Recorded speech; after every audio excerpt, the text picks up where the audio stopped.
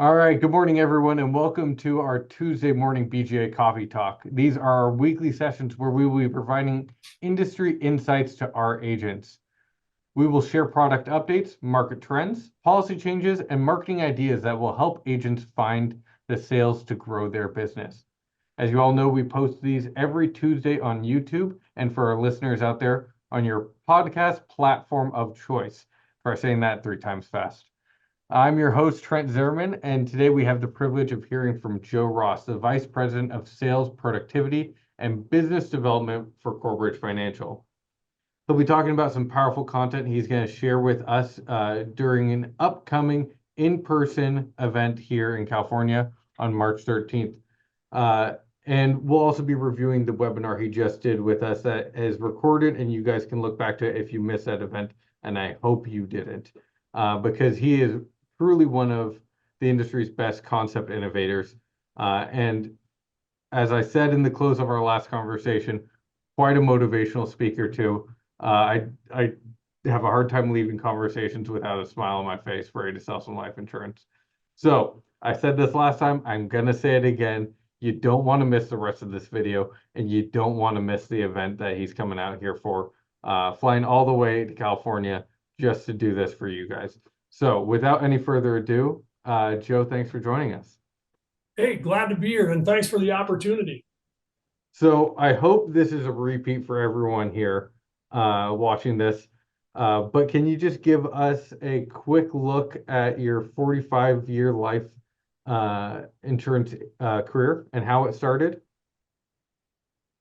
Yeah, so gosh, I almost have to pinch myself to realize that it's been 45 years, but it started way, way back working for my father. My father owned a property casualty agency in a little town in Iowa that some of you might know of. It's the little town where they filmed a famous movie, the movie called The Field of Dreams. That baseball field is 4 miles from the house where I grew up. I worked in my father's agency during the summers and the holidays throughout high school. In 1978, during my sophomore year in high school, I got my property casualty license and my life and health licenses working in my father's agency. So technically, I've been a licensed agent since 1978, and so 46 years this year. The next year, 1979, a company called EF Hutton. Some of you may not even remember who EF Hutton was. EF Hutton created a life insurance company and officially introduced universal life insurance to the world. Now, my father was a property casualty agent, but he also produced a lot of life insurance. And in 1981, he got a contract with EF Hutton Life, and we took off. You could say that I was there at the inception of universal life, and I never looked back. Our agency was one of the top 5 MGAs in the country for Hutton Life for 6 consecutive years.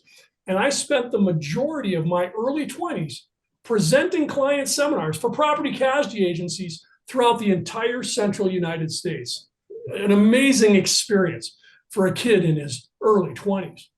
And while all that was happening, I also got my insurance degree from the University of Iowa. Now, I failed to ask you this the first time we talked. Have you played any baseball on that field? I haven't played any baseball there, but I do have a great story for you.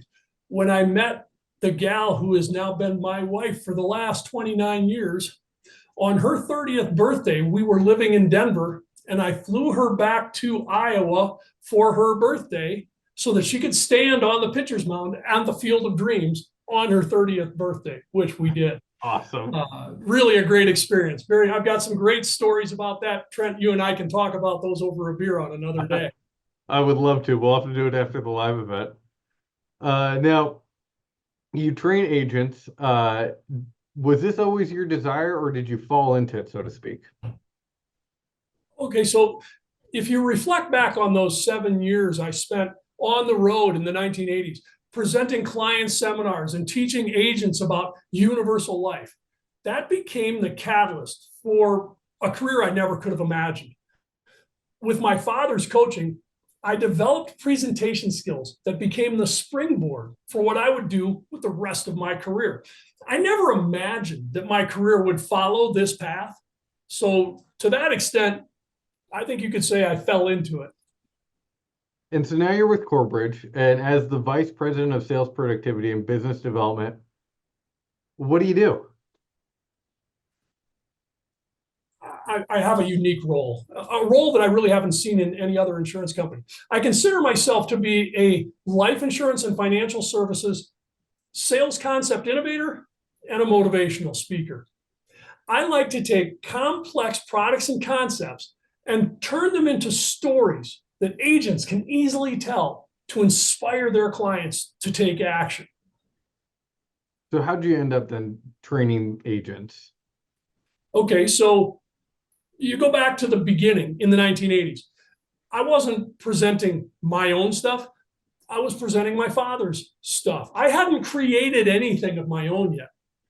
But at that time, I took a big interest in split dollar and reverse split dollar. That path exposed me to so many things about personal income tax, business tax, and estate tax. By the time I mastered that content, my knowledge base was way ahead of most people in the life insurance industry, even seasoned veteran agents. And I was only in my 20s. Then, when EF Hutton Life disappeared, I joined Merrill Lynch in Chicago in 1990 as a life insurance specialist, covering 5 Chicago area branches, totaling about 200 financial advisors. At that time, the stars were perfectly aligned for estate planning with life insurance.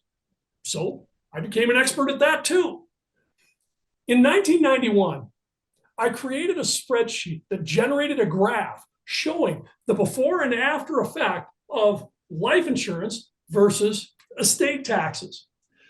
When I showed the concept to the 7 other life insurance specialists in my region, all of whom were at least 10 to 15 years older than me and 10 to 15 years more experienced than me, they were blown away. And that's when I began to realize my true calling, to make complex concepts simple to understand and then sharing those stories with others. I hope you still have that spreadsheet because I think it might need to be revived in about 2 years with the estate tax sunset. Stay tuned, everyone. We might have that one in our marketing for you guys. Now, how many agents do you think you've helped over the years? Ooh, that's a number that would be impossible to really put my finger on. But I've often told people that the easiest way to write an elevator pitch is to finish this sentence. I help people, ... What's the rest of that sentence? For example, I help people sleep better at night, or I help people create legacies they never imagined possible. Imagine saying that to someone at a neighborhood barbecue. One of the things that motivates me to do what I do is that I get the privilege of helping the thousands of agents help the tens of thousands of clients that help the hundreds of thousands of beneficiaries make a difference in their financial security. I don't think I can wrap my mind around the number of people I've helped either directly or indirectly during my 45 years, but it sure makes for a rewarding career. Yeah, there's the 6 degrees to Kevin Bacon and probably 2 degrees to Joe Ross that everyone has. So now I know many agents have had tremendous success using your ideas. Are there any success stories that stand out? Let me share you a recent story, one that totally caught me off guard. So in the webinar, we talked about the butterfly chart. We'll talk about it again during the in-person presentation coming up just shortly. I had shared that butterfly chart story with an agent nearly 2 years ago. Now, I was presenting at a conference in early January of this year, and that agent was there. And he stopped me in the hallway to say, Joe, I need your checking account number and routing number. And I thought, why? And he said, because I'm closing so many sales using your butterfly chart story that I feel like I need to cut you in on the commissions. Obviously, he was joking. He never got my checking account info. He never shared his commissions with me, just to make sure everybody understands. But suffice it to say that telling the stories I've created has had a powerful impact on a lot of agents and their clients. So unless you're coming up in the career system nowadays, it doesn't seem like a lot of the agents are getting the training and mentoring that they used to receive in the past. Obviously, your lessons changed this guy's selling career. So how do you build concepts that help address this issue? When I think about success in life insurance and what's helped me become successful, it's understanding that there's two parts to the formula, the science and the art. Many people entering the life insurance business are taught a lot of the technical tidbits. That's the science. They learn about the policies, how those policies generally work, how to illustrate those policies, and then they're on their own. The challenge they face is that they need to understand that people don't buy life insurance for what life insurance is. They buy life insurance for what life insurance does. And I found that the best way to communicate what life insurance does is the art. It's through stories. When agents can adopt my stories and share them with clients, backed by the technical expertise they receive from their product training, it's a match made in heaven. But the ability to communicate, that art is the key. As I like to say, success in the life insurance business, it's not about the products we sell, it's about the stories we tell. So there's a lot of product knowledge out there for people trained traditionally, and it seems to me like the pure life insurance agent who's trained and brought up in this is getting smaller and smaller. There's less of them. It's more P&C agents who sell this as a secondary product, health benefits who sell this to people who are part of the companies they work with, money managers, financial professionals who are doing this part of a financial plan. So how do your concepts help somebody that divide their time between different product lines? I think a lot of people in our industry are recognizing that that is a primary area of future growth in the life insurance industry. And it's an area that has really catapulted lately. When someone has a life insurance license, but primarily focuses on other financial products, I call them people for whom life insurance is a second language. I say that because they understand life insurance a little bit, but not to the depth that you and I do. They're not confident they're doing it right. So they just choose not to talk about it. Instead, they fall back on the other products, the products they know and they understand thoroughly. They fall into what we would call their comfort zone. My experience has been that people for whom life insurance is a second language, they often struggle with how to start that life insurance conversation. And to that end, I've been focusing a lot of energy on generating client-approved videos that tell my stories. Imagine this, for example. Imagine a P&C agency that assigns someone in their office to send an email to 5 personal lines clients every single Monday. That email is well worded, and it includes in it a link to the butterfly chart video. In the close of the email, it says something like, "Give the video a look, and I'll call you on Thursday night to see what you thought." So someone in the agency is assigned to sending 5 emails every Monday and making 5 follow-up phone calls every Thursday. Just ask people what they thought of the video and let the conversation flow. It gets their foot in the door when life insurance is a second language. If it looks like the client is interested in learning more about how they can create additional financial security, you tell them that you'd like to arrange a conversation with the agent, the client, and one of the agent's colleagues that specializes in these ideas. It sounds something like this. "Mr. and Mrs. Jones, I have a colleague who specializes in this area of planning. How about if you and I get together with him or her to talk about ideas?" A disciplined approach like this, 5 emails every Monday, 5 phone calls every Thursday, will open a lot of doors for financial professionals for whom life insurance is a second language. You know, I told you this story about the CFPs that I met with who life insurance was a checkbox. And if somebody didn't have it, they would say, "Go talk to somebody, figure that out." They didn't know how to open the conversation. I've shared that story with several people in the office, and it seems like that's resonated with a lot of them. And I know I asked you this before, but just again, especially for people here who are just trying to get people going and starting those conversations, are these laid out for anyone to follow? You and I have both had checklists that we've had to follow at various Yeah. times in our career. And we wanted to be able to go back to our boss and say, yeah, I checked the box. I did have that discussion. Yeah, But did you really have that discussion? I don't know. exactly. So for someone for whom life insurance is a second language, that's thinking to themselves, I want to expand my universe a little bit, I'm going to take on the challenge of mastering Joe's stories. Can they do it? Yeah, literally anybody can master these stories. They just need the resources. And we've got the resources.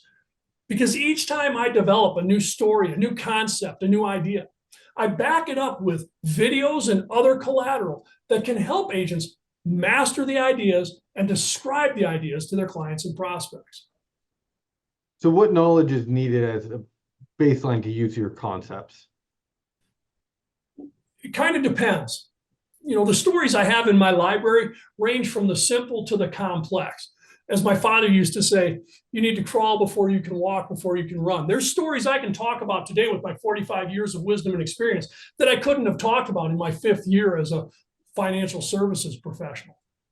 And there are also stories in my library that can help even the most novice agent, while there are other stories that will only appeal to agents with a fair amount of experience and sophistication. And then there's numerous stories in between. Yeah.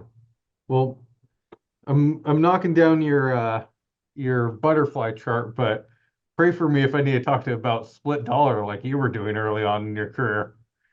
Now, I suspect I could probably get much better at that if I was practicing. So I assume for these concepts, practicing in advance is key. It absolutely is. I can't do what I do without a lot of practice. What I do doesn't happen by accident. I remember hearing someone once in my career say, winners don't wing it. Yeah, I'm a huge advocate of the idea that there is no substitute for preparation. One problem many agents have, however, is that they don't know how to practice. They don't know how to practice delivering a presentation. There's no environment for them to do that. But the answer is staring them right in the face about 5 hours a day. It's called their smartphone. So here's what I do. I encourage agents to watch my videos and do their very best to commit those stories to memory. Once they've got that done, then prop your cell phone up against something on your desk and then tell the story while your cell phone records them. Then play it back, see what you think. Compare the video you just recorded to my original video. And then, like it says on the back of the shampoo bottle, lather, rinse, and repeat. Repeat that process over and over again until the story is burned into your memory bank. If you don't like the video you just recorded, delete it, re-record it again. If you don't like that version, delete it, re-record it again. When you get a version you like, keep it. And you can go back and watch that video over and over again every time you want to rehearse and memorize what you need to say to your client. Just remember this old adage. It applies in so many different areas of professionalism, in our industry, sports, you name it. The adage is this: amateurs practice and practice until they get it right. Professionals practice and practice until they can't get it wrong. Make a difference. Practice until you become a professional. The first time I heard that was from you, and I'm taking that away. I put it in the bank, and I've used it a few times since we've last talked about it. I love that idea. Now, Corbridge has a dynamic turnkey portal with many of these ideas and schedules for consistent activity. We're big proponents of it. We've been sending it out to agents.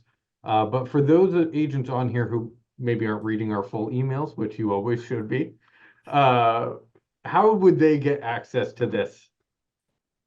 Yeah. So first of all, if you're not taking advantage of the resources that are being provided, shame on you. You have only yourself to blame, right? Heard it from Joe Ross himself. There you go. Shame on you. When someone puts developmental resources at your fingertips that will enable you to become better at what you do, and you choose not to use those, all I can say is shame on you. And that's what this webinar was all about. That's what this in-person event is all about. And that's what all of my content is about. So I've got enough content developed that we've cordoned off a part of one of our websites as kind of a holding place for all of my stories. The website, which you might have heard of, it's called Retire Stronger. I'm not going to get into a lot of details about how you find the content on Retire Stronger here in this video today, but I will show you how to get there during the in-person event on March 13th. Great. And now these campaigns, I know I told this adage before. I do some weightlifting competitions. My wife does marathons, and we both learned the same lesson, that it takes some time and maturity to learn of doing this yourself. You're gonna not go anywhere. You're gonna get injured. You're not gonna have the success of having some tried and true principles built in there by a professional who's done this a few times. So as that guy who has built these campaigns, how do they work? What's the repetition like? Is it the same sales idea every day, a few different ones a week? Just give me a lowdown of it. Okay, so I know you and your wife can certainly appreciate this. If your wife was going to run a marathon, I'm assuming she trains for more than a few days. And if you're going to prepare for a weightlifting competition and you're going to be trying to set a bench press record, I'm sure you're preparing for more than a few days. The problem with many agents is they prepare for what they do in a few days rather than consistently over time. So I'm a huge advocate of basic blocking and tackling. What I have come to discover is that as much as we have a lot of really cool stuff in our industry to talk about, it's the mundane that is often the most successful. I like keying in on one concept, like the butterfly chart, that makes sense to you, a concept that you can talk about comfortably and has a fair amount of opportunity within your target market. Find the concept or the concepts that appeal to you and begin there. Again, to begin with something as simple as sending 5 emails every Monday and following up with 5 phone calls every Thursday, that simple process has the potential to generate so much activity, you might find that you can't keep up even with that pace.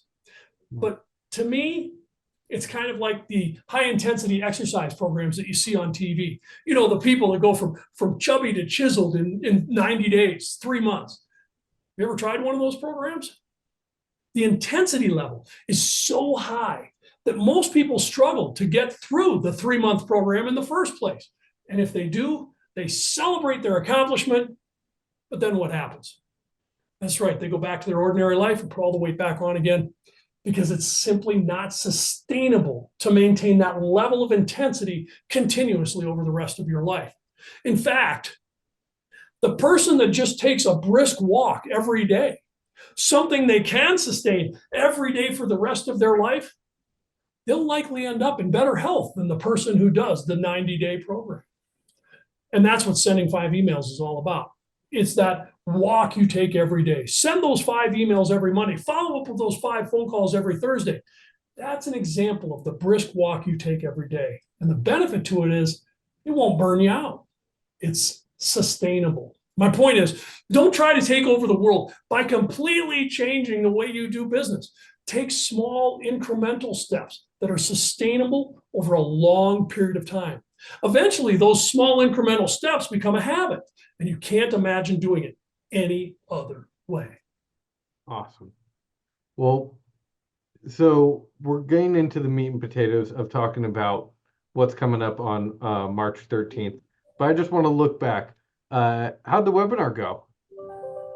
Well, for those of you that were able to tune in for the butterfly chart story during that webinar, hopefully you're already putting the video and the other materials to good use. Hopefully you walked away knowing that success in life insurance sales is not about the products you sell, it's about the stories you tell. And that the butterfly chart helps you to see the power of good storytelling.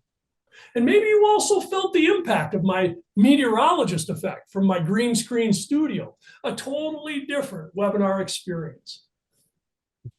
It was. Any presentation with you is awesome. And so if you missed it, going back to what Joe Ross said, shame on you. But we've got it logged in our library, so it's always available for you.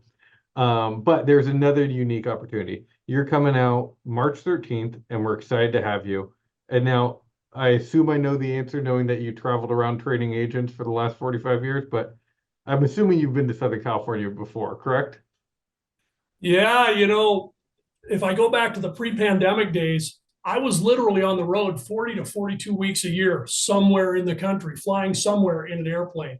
So yeah, I've seen a lot of places. I am excited to join you all.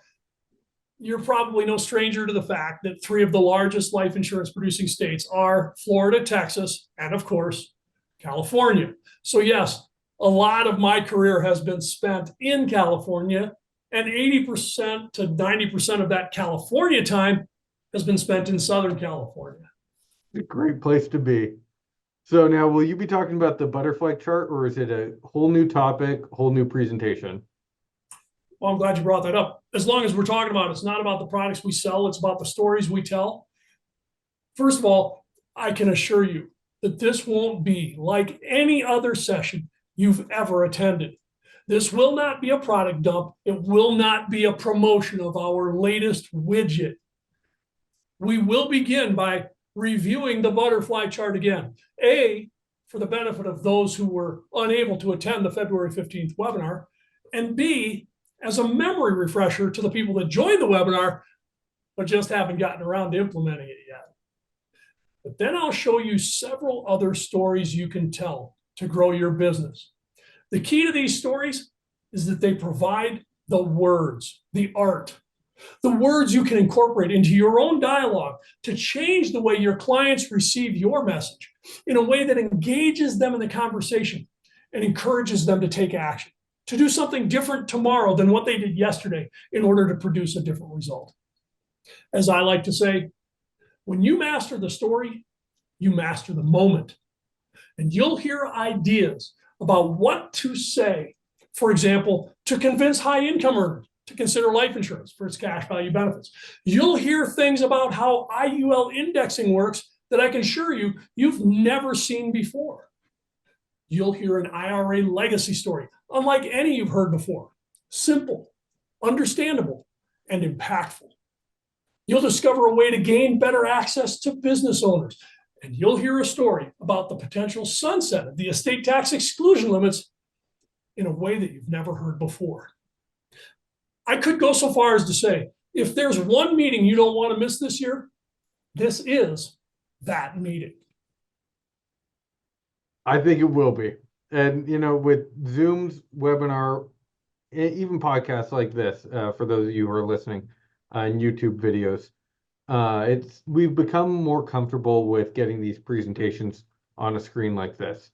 And, maybe texting, sending emails while we're doing a half listening. We wanted to do a live in-person session with you. And you were excited about that as well. You were a big proponent of it. And so from the horse's mouth, what's the value add of doing an in-person session like this one on March 13th? Well, first of all, the session we're doing on March 13th won't be replicated on a Zoom call. The in-person session is the only place that you're going to see this. Make no mistake, as those of you who attended the February 15th webinar can attest, the way I deliver webinars from my green screen studio is game-changing. But there's still no substitute for being in the same room together. With webinars, it's all business. Then a few minutes of Q&A, and then back to the grind. Alternatively, I remember my first in-person meeting after the pandemic. During the break, there were groups of people milling about and discussing not only what they heard from me, but other ideas as well. These kinds of conversations simply don't happen during Zoom calls. The energy is completely different. The way I can engage the audience and the way the audience can engage me are completely different. What I like to say is a webinar is an event. An in-person session is an experience. It could be compared to, let's say, watching a Rolling Stones video on YouTube compared to watching it from the 18th row, like my wife and I did 10 years ago. There's just no comparison. Or maybe the difference between watching a movie on your iPhone versus watching it in a movie theater. My goal for every presentation I develop and deliver is to be, number one, unique. You've never seen this before. Number two, relevant. It applies to your business. And number three, actionable. You can put it to use immediately to grow your business.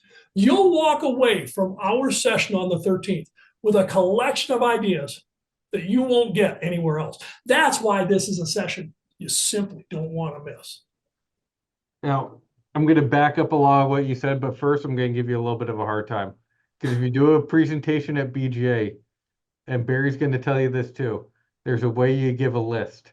And it's not 1, 2, 3. It's 1, B, and 3. Just catch people there. See if they notice. And most people. I'll try to use that when I'm there. Anyway, so, we do Monday sales meetings, and they're always on Zoom. We have people all over the place. And we now have implemented a rule. If you've ever seen the movie Up with the dog Doug, who's distracted by everything, we call out squirrel if we see anybody looking down and you start seeing the top of their head as they're texting. And once we implemented that, we started having people leave their office after the Zoom and start talking to each other. And whenever we get somebody into the office and we all have to be in the same place, instead of 1 or 2 people maybe talking to each other, you start having the whole group talking after the meeting. And that's what, you have you come in here, which is elite tier, Rolling Stones level. That is going to be amplified to a much bigger degree. So I'm backing you 100% that this is going to be an experience. Now, this question, and you've got it before, the Kohler question. We talked about this. If you're reaching into a Kohler to pull something out, it's going to be 1 of 2 things, your cell phone or your wedding ring. Now, what is a situation you've been in where, as a teacher or coach, you've seen a case where it's ready to be flushed down. It fell into the bowl and somebody had to reach out and pull it out. From your perspective, is there any case that you've seen this happen to? Well, let me think about that for a second here. I'm not sure I can answer specifically the question the way you intended, but that's okay. It's because my stories aren't typically intended to close cases. My stories are intended to open cases and get the conversation started. But this story, I think, still applies. As I like to say, you can't close the sale that you never opened. In my opinion, every case that was never opened is essentially the same as every case that was flushed down the drain. It was an opportunity lost. But I recently did help an agent revive a legacy planning case when the client said the age-old objection, we've all heard it a million times, oh, my kids are getting enough. I don't need to do anything more for my kids. Ever heard that one? Yeah. Well, in our session on March 13th, I'll show you how I used one of the stories we'll talk about called The Pyramid of Philanthropy. And I showed that agent how to use that story to overcome that objection and keep that conversation moving. For anyone that deals with wealthy retirees, you'll want to see how easy this can be. Awesome. Well, Joe, as always, it's been a pleasure talking to you. And to bring it all full circle, you built the presentation. You're coming to California. Now everyone else needs to come. You've built it and they will come. And we're excited to have you. And for everyone, it's going to be March 13th. There's going to be more information hitting your inboxes every day about this. We hope to see you there. And it's going to be a special 2-hour-long event. So if you're coming, you're going to get a lot out of it. And for everyone who doesn't know, I'll repeat this every time we do these webinars and these podcasts. Follow, like, subscribe, comment, participate with us. That way we know what you want to hear. We know who to bring. Joe Ross is a good friend and he's happy to come do this, and he is doing multiple events with us. But the more you guys participate, the more we can wrangle in some people who can give some more content as well, and bring in some other big hitters. I don't know if anybody will be hitting as big as Joe Ross, but that's why we have him doing not one, not two, not three, but four things with us. So looking forward to seeing you all on March 13th. Joe, I'm looking forward to seeing you on March 13th and grabbing that beer with you. Me too. Thanks. All right. Thank you all.